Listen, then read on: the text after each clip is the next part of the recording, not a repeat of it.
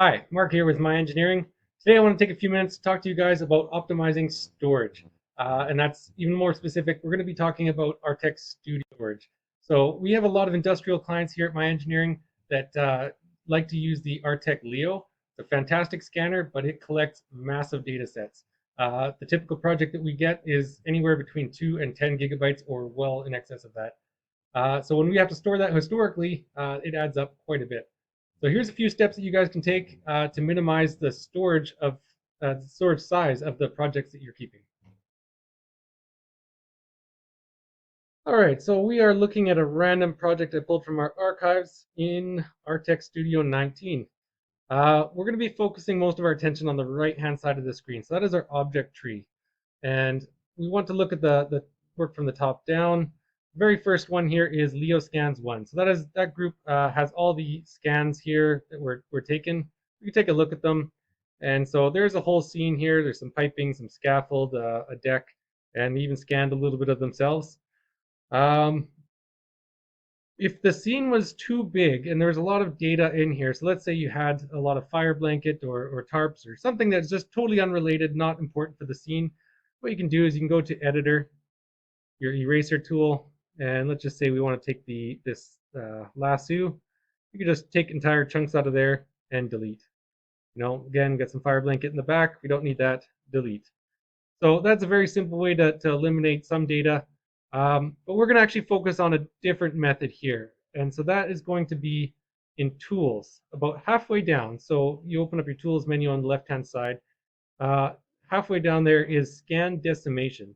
So we want to select all of our Leo files that we're interested in decimating. And what that's going to do, it's going to eliminate a certain percentage of the frames within those scans. So the overall integrity of the data is still there. It's just going to be a little less dense. So the default setting on that is 40%. That's a pretty good starting point. We're just going to hit run on that. And that's done. It's a very quick process. So we're done with the first group. The second group we're going to open.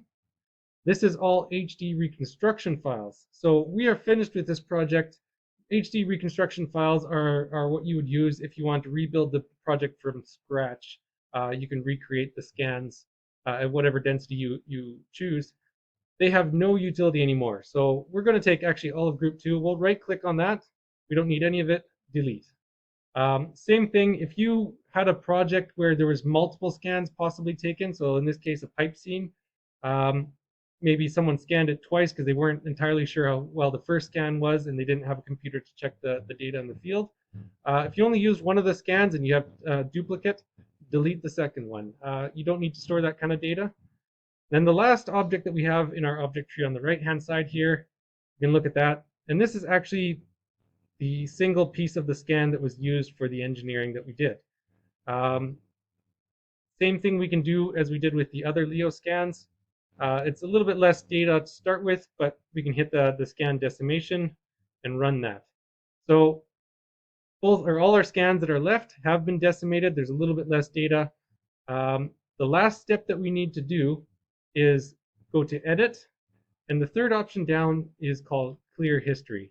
So what that does is within Artec Studio, it will store every stage of your project from the moment you open it till through import and all your steps that you took.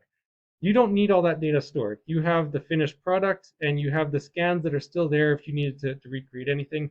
You don't need to hit undo 100 times in the future. So we're going to clear that because that's just eating up memory that we don't need to use. Hit clear. Now this project size has been reduced.